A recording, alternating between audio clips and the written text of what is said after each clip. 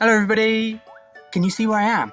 I'm out filming on location today, and believe it or not, and it is up to you if you believe it or not, I'm in the old borderlands of ancient Egypt and what is now Israel. And the reason I've come here is to see Joshua and Caleb being sent out by Moses as spies into the promised land, over there. Now, I want everybody to be quite quiet because I don't want to draw attention to ourselves. We're going to spy on the spies who are spying out the land. Get it? So I don't want anybody to get distracted. Now, I've just brought some grapes because I might get hungry, right? So, nearly dropped them. Shh, don't draw attention to yourselves. Oh, it turns out it's actually the grape season here.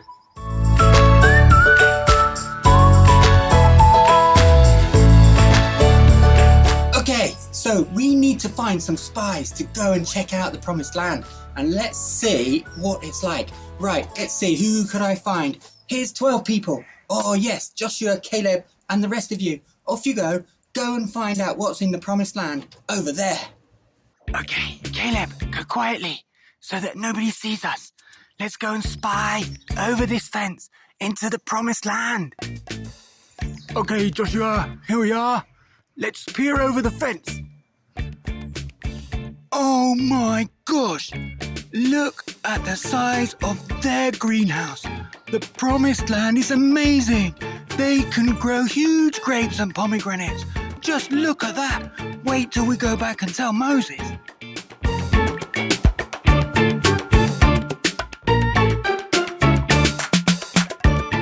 People of Israel, look at these amazing grapes that the spies have brought back from the land.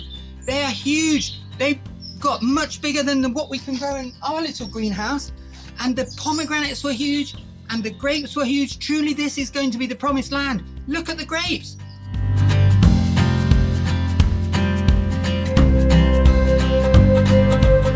So it's in the book of Numbers in the Bible that we read that story about the spies.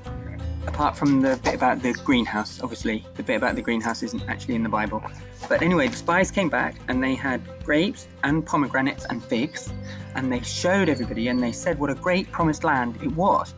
The only problem was some of the people were scared of going because they didn't trust God enough. So Caleb and Joshua had to tell them, don't be afraid and don't go against the ways of God. Caleb silenced the people before Moses and said, we should go up and take possession of the land, for we can certainly do it. But the other people were a bit scared because they didn't believe God was powerful enough to do it.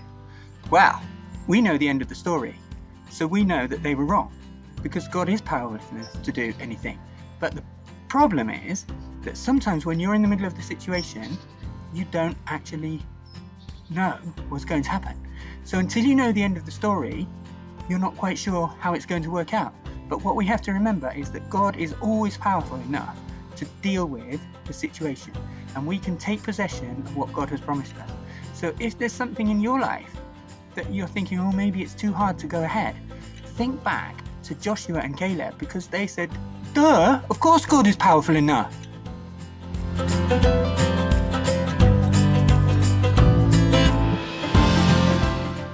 So I want you to imagine this fence panel is the wall of the city. So when Joshua led the people and they wanted to get into the city, they had to get in and take over the land. So there were different ways he could have done it. But because God promised him that God was going to be with him, the best way was to do it God's way. So he didn't do it any other ways. Maybe first I could show you how he didn't do it. What he didn't do was he didn't go and take his Christmas tree down, take all the lights off and take all the decorations off and use it as a battering ram. That isn't what he did, okay? And the other thing he didn't do was he didn't think, oh, I'm a big strong man, I can do this without God's help, and try and karate kick it. That isn't what he did. So, God had promised them. So the only way to do it was the way God told them to do it. There's no point trying to do it some other way. They were following God's plan and they were claiming God's promise. And that's the same in our lives. We need to do it God's way. So in their situation, they had to march around the city, they had to blow their instruments, and they gave a big shout. And when they gave a big shout, boom, God did the work. And the walls fell down. So the ones who trusted God's promise saw that promise fulfilled, but the ones who didn't trust God actually weren't there to see the promise fulfilled. So let's stop there. I'm going to pray. Jesus, we thank you so much that you are powerful enough to do everything you've promised, and thank you for your love for us and your goodness, and thank you that we can be excited to think about the fact that we don't even know yet all the things you've promised us. Amen.